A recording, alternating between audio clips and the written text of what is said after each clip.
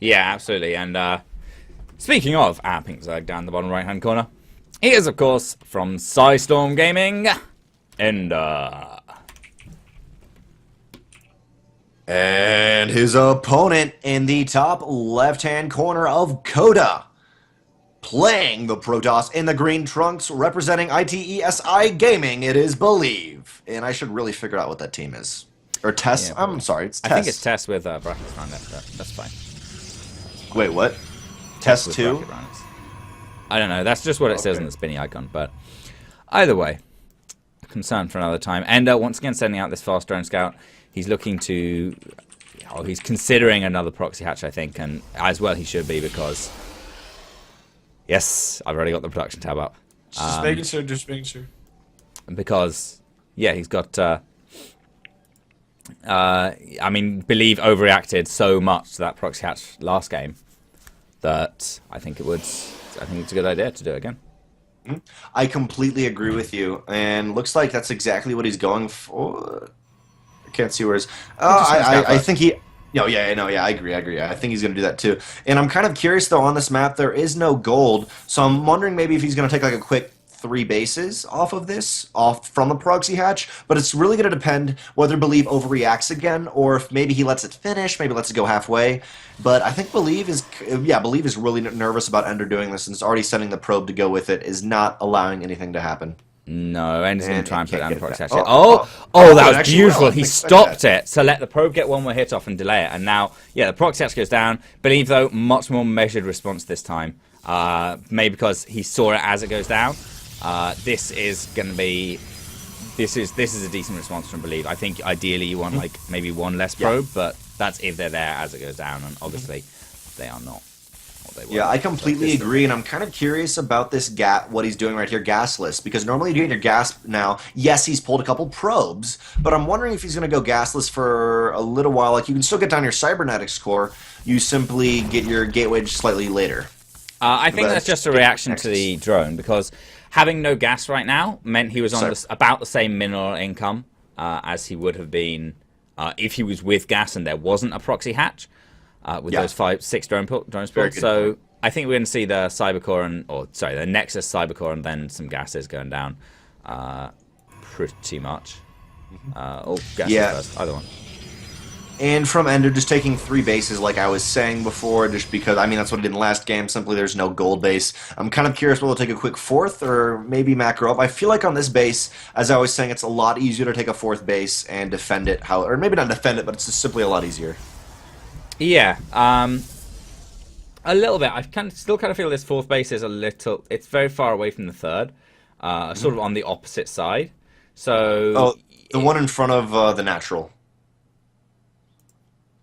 What, up here? Or sorry, I'm sorry. The one... Wait, let me go to your view. I'm sorry.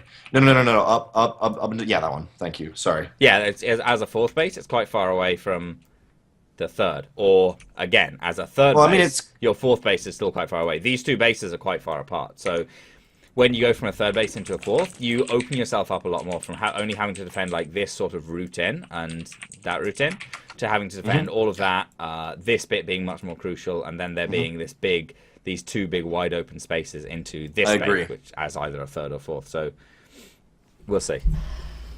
Yeah, I actually, I more agree with you. I still feel like just in the late game, when you have your forces up, you can defend, especially because you have to go all the way down the bottom left-hand side to really attack into the 3rd. But for now, both players not playing too aggressive, both getting their economy up, and Believe has kind of gotten to this, not a Forge fast expand, but yes, he has had to throw this Forge up, and I think he really anticipates a lot of Lings. And that's exactly, he's keeping his Mothership core right there, not going out to scout, and is just anticipating what he thinks is going to come. But there's no gold base on this map. Yes, you can do the Ling rush without gold base, but it jump starts you so quickly to have that. Yeah, it does help out a lot, and it's something a lot of Zerg players they really love. I know Hydra, who I think is one of the best Zergs outside of Korea right now, possibly the best Zerg outside of Korea right now. He does it every single game versus Protoss. If there's a gold base on the map, he will take that as his natural. To the extent that it's actually almost a bit of a weakness because it's too predictable. But he does it because it's good, because there's not really a solid, definitive answer from the Protoss. And Enderr obviously follows a similar sort of train of thought. So, yeah, we'll see. Believe is now starting his +1 weapons, and it looks like he's just going to go pretty gateway heavy as he has in the last couple games. So we'll see. Yeah, and I also just wanted to point out from Enderr, he has a very nice, just purely control of the map right now. Yes, he doesn't have units, but Overlords, has the Xel'Naga Tower, and he's prepared for really anything out of Believe. I think he thinks Believe, or I don't necessarily think he thinks Believe's going to do something cheeky, but I just really like it. He has as much vision as he needs, and that's very important on 3 bases. You have been slightly greedy, and that's gonna help him though once he starts pushing out these roaches and just get fantastic positioning on his enemy army, on his opponent. Yeah, it will be pretty useful for him, but it looks like he's just going on to that blink, and that blink is great for positioning as well. If Enderr starts trying to go for big concaves or anything, you just blink away from half the concave and suddenly you're on top of the other half, and the rest of it's just running around, and you kill the one half, kill the other.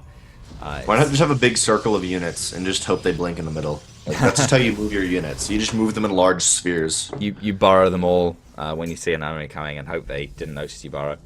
Somehow I feel like that's not going to work at this level. These players are both very, very strong. A Dark Shrine though coming out, I believe. This is the first kind of deviation from his. He actually did this in game 1, but never did DTs out of it. Because he did a lot of Warp Prism harass in game 1, but never really capitalized off the DTs. That's just kind of true. kept it He back got it in case he needs to do it. He got it a bit later, and he got it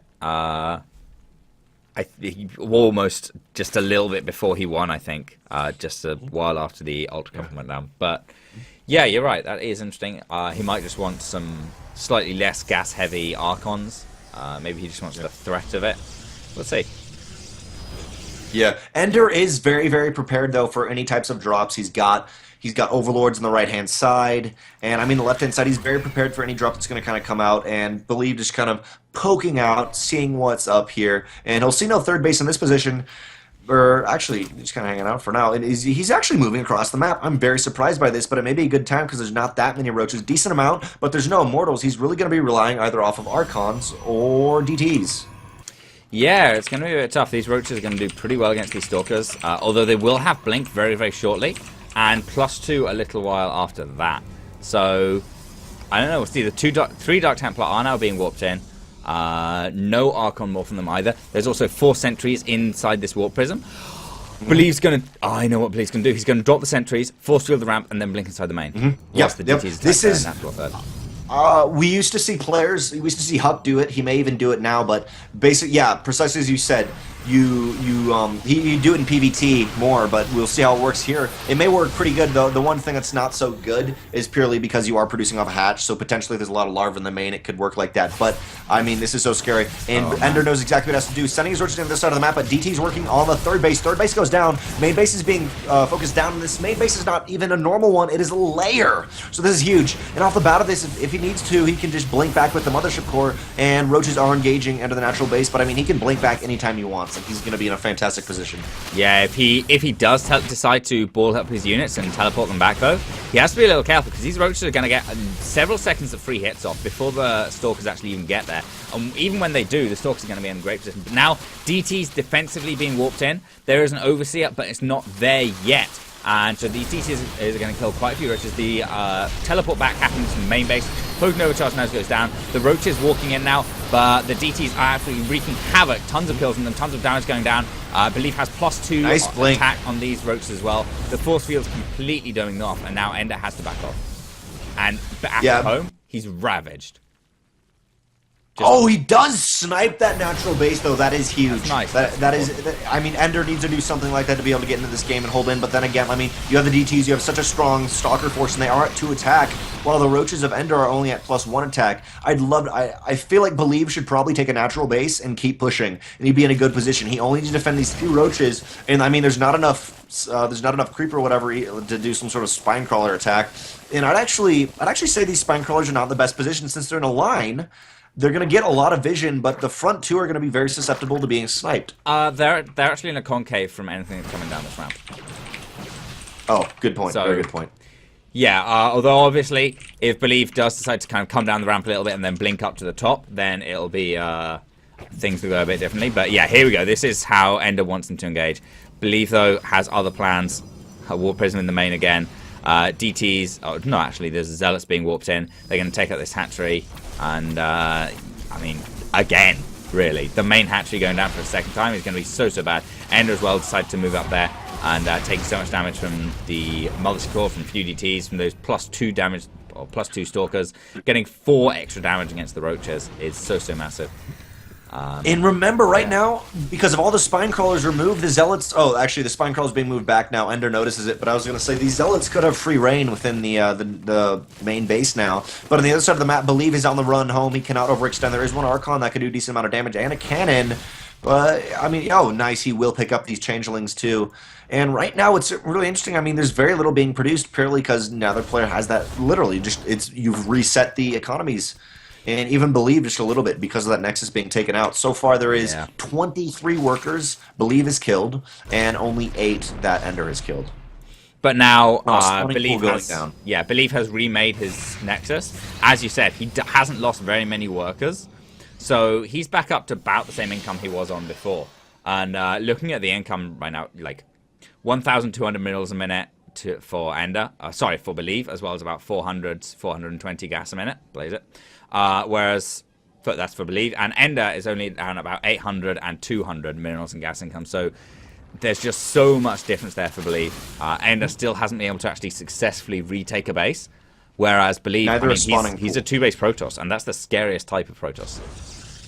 And remember, Enderr does not even have a spawning pool. He literally cannot build any. Okay, he can build roaches, but other than roaches, he cannot build anything. And I mean, he does have these 20 workers, but remember, he's only also on 2-base gas. He can do a lot of roach pushes, but he does not have the production you need off these extra bases. This is looking scary and scary, especially with the 3rd base being taken for Believe. Believe does have +3 on the way, while Enderr is going for Burrow, and I kind of like this here. I think it's a very if he can play it out well, it could be really, really cool, but it's also just a scary position. Yeah, I mean, it's going to be pretty tough either way. Believe getting +3 weapons up now as well.